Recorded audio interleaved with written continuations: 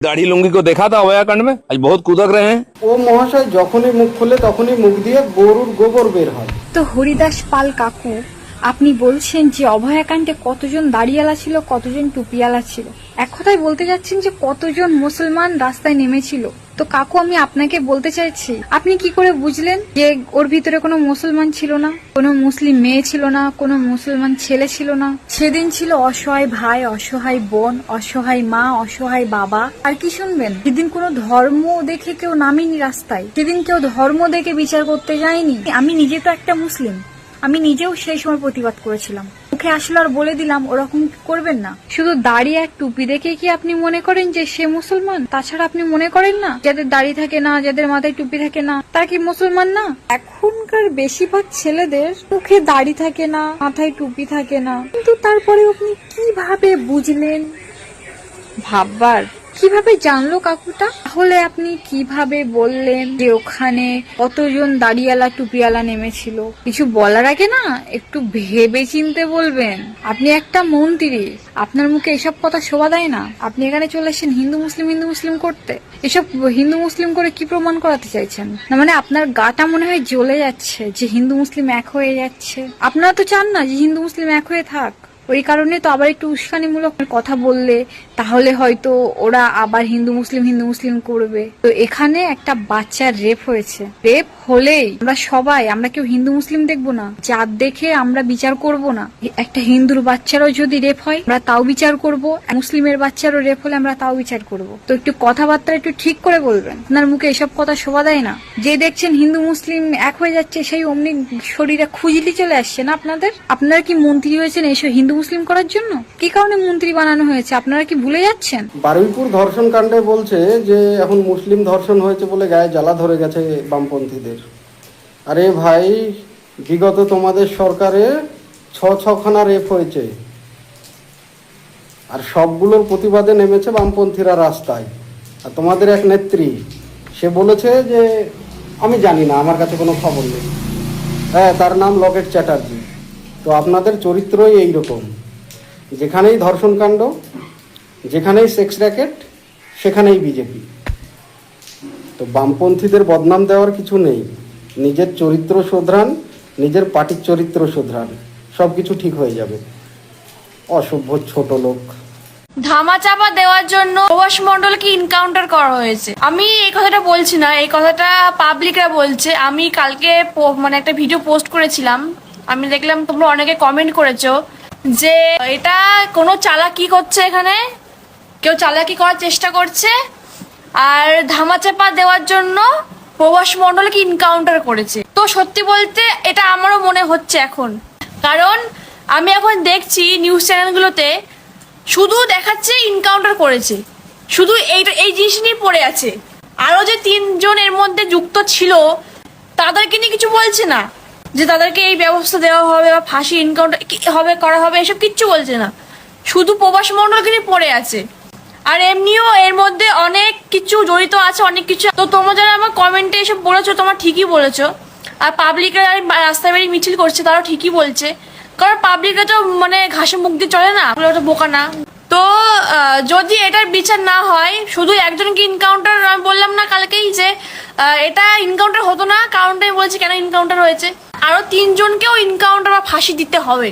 আর 3 জনকে বাঁচানোর চেষ্টা করছে সরকার, আমার যা মনে হয়। তোমাদেরও তাই মনে হচ্ছে, আমাকে কমেন্টে বলেছো। তো আমি পরের ডিসিশনে ভাবলাম, আর নিউজ আমি খবর দেখছি, আমার বাড়িতে খবর চলে। যদি শাস্তি না হয়, এটা যদি একটা বিচার না হয়, তাহলে এটা ব্যবস্থা নেওয়া হবে।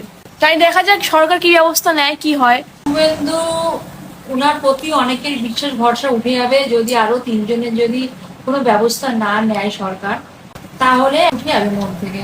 কেননা শুভেন্দু অধিকারী উনি যেটা বলেছেন সেটা ওনার করে দেখানো উচিত। এনকাউন্টার করার উদ্দেশ্য হচ্ছে যাতে সবাই ঠান্ডা হয়ে যায়, পাবলিককে ঠান্ডা করানোর জন্য। এটা একটা চালাকি। এখন অনেকে বলবে মা মেয়ে তো বিজেপির গান গাইতো, এখন তৃণমূল।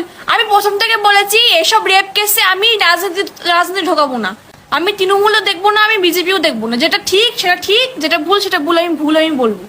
ঠিক আছে, দেখা উচিত না। এখানে কোনো পার্টি আসবে না, এখানে মানে অন্যায়ের বিচার প্রত্যেকে এগিয়ে আসতে হবে, অন্যায়ের বিচার করতে হবে। এটা ন্যায্য যে বিচার সেটা হওয়া দরকার, যেটা ন্যায্য কথা সেটাই বলবো, সবাই তাই বলবে। তিনজনকে দেখাচ্ছে না নিউজ চ্যানেলে বা কোথাও কিছু বলছে না ওদেরকে নিয়ে যে এইসব এই ব্যবস্থা হবে বা এই বিচার দেওয়া হবে বা কিছু খালি ফাঁসি এনকাউন্টার encounter। করেছে, খালি একই সংবাদ, এটা তো সবাই জানছে, একই সংবাদ ফেলে আলোচনা হচ্ছে। ফেসবুক হলো ওই একই ইনকাউন্টার, নিউজ চ্যানেল দেখছি একই ইনকাউন্টার, প্রবাস মন্ডল। আরে আরো তিনজন তো ছিল, ওদেরকেও কিছু করা হোক। প্রবাস মণ্ডল যতটা অপরাধী আরো তিনজনও অতটাই অপরাধী, তাদেরকে কেন করা হবে না কিছু? ধামাচাপা দিলে হবে না, এই এত অনেক ধামাচাপা পড়েছে যখন অনেক তৃণমূল মায়ের ছিল, কথা হয়েছে। অনেক ধামাচাপা পড়ে গেছে, ঠিক আছে।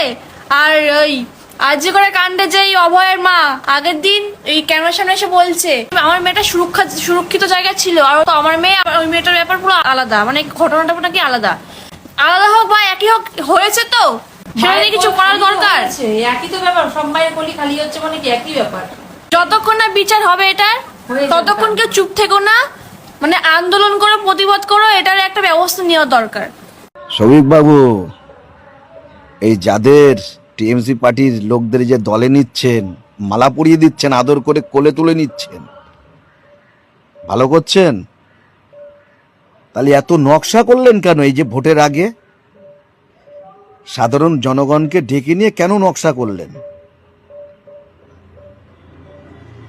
লজ্জা করে না আপনাদের? ভোট চেতে ভিক্ষা করতে লজ্জা করে না? হ্যাঁ, আপনারা তো জানোয়ারের থেকেও খারাপ। আরে জানোয়ারের মান সম্মান আছে, কিন্তু আপনাদের তো নেই। সত্যি কথা বলছি, নেই। আমরা যেসব কর্মীরা বিজেপি করেছি, এখন এই লজ্জা করছে বিজেপি বলার জন্য যে আমি বিজেপি করি। সত্যি লজ্জা করছে, থুতু দিতে ইচ্ছা করছে নিজের মুখে।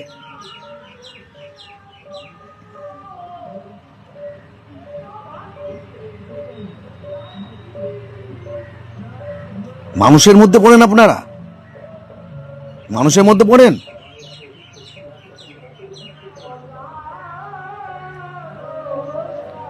সামনের বার আপনাদের গদির থেকে নামিয়ে দেব, কেউ আপনাদের ভোট দেবেন একটাও। আপনাদের চরিত্র বুঝে গেছে মানুষ, যে আপনাদের চরিত্রটা কি।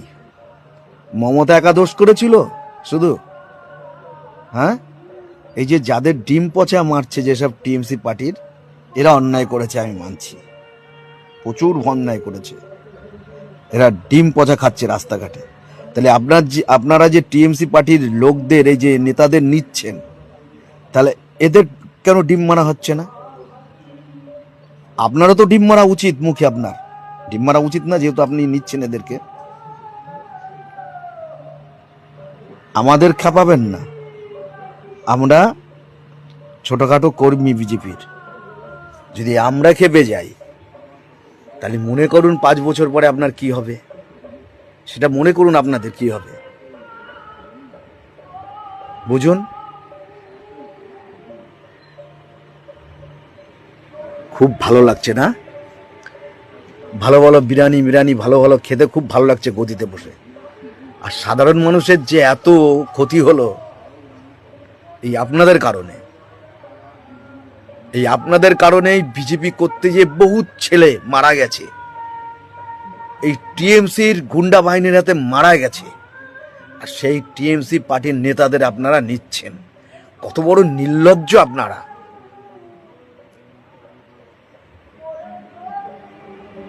আমাদের যত সোশ্যাল মিডিয়া আছে না, ফেসবুক, আপনাদের পাল্টে দেবো আমরা। সত্যি বলছি, পাল্টে দেবো। নতুন কোনো পার্টি আনবো আমরা। দেখুন, যা কোনোদিন হিন্দু মুসলমান হবে না, দাঙ্গা হবে না, মারামারি হবে না, হিংসা হবে না, ধর্ষণ হবে না, সেরকম নিয়মও নিয়ে আসবো। শুনে রাখুন। রাস্তাঘাটে মেয়ে ছেলে হেঁটে যাবে তো টিটকেই মারবে না, সেরকম করব। আপনাদের মতন দোগলা হব না আমরা, কেউ দোগলা হব না। সত্যি বলছি, কেউ বিজেপির দিকে আর মুখ তুলে তাকাবেন না। এই যারা এই যে নোংরা পার্টি করছে, দেখুন টিএমসির লোকদের পার্টিতে ভরছে, বিজেপি পার্টিতে। দেখুন এই শফিক বাবু করে কি করেছে। তাই বলছি যে এই নোংরা পার্টি আর কেউ কিছু করবেন না। সত্যি কথা বলছি, ঘৃণা হচ্ছে আমি বলতে এখন বিজেপি করি বলে। এই দেখে না লজ্জা লাগছে। কত মার কোল খালি হয়েছে এই বিজেপি করতে, যে টিএমসির গুন্ডা বাহিনীরা মেরেছিল। আজকে সেই পার্টিতে যোগ দিচ্ছে বড় বড় নেতারা, এই বিজেপি পার্টিটা তাদের কোলে তুলে নিচ্ছে, ভালো মন্দ খাচ্ছে। লজ্জা নেই এদের, অসভ্য লোকেরা। নেতাজি সুভাষ বসু তুমি কোথায়? আজ তোমার রাজ্য আজ আর ঠিক নেই গো। ও নেতাজি সুভাষ বসু, আজ তোমার রাজ্য ধর্ষিতা হয়ে গেল গো। আজ না আছে রং, না আছে কিছু। ধর্ষণে ধর্ষণে আমাদের রাজ্যটা বিলান হয়ে গেল নেতাজি। আজ তোমার খুব প্রয়োজন নেতাজি সুভাষ বসু। আজকের তোমাকে আমাদের খুব প্রয়োজন। আজকের যদি কেউ তোমার মতন হতে চায় তাকেও লোক বদনাম দিতে চায়, কেউ তাকে আবার বড় করতে চায় না। নেতাজি যুগে যুগে তোমার মতন নেতাজি আজ কেন পাই না? আজকের সেই বিচার করবে। আমাদের দেশ ভারত মাতা ধর্ষিতা হয়ে গেল নেতাজি।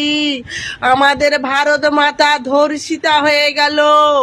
না রঙে ধর্ষিতা করলো, না ঢঙে ধর্ষিতা করলো। নেতাজি সুভাষ বসু তুমি ফিরে এসো সুভাষ।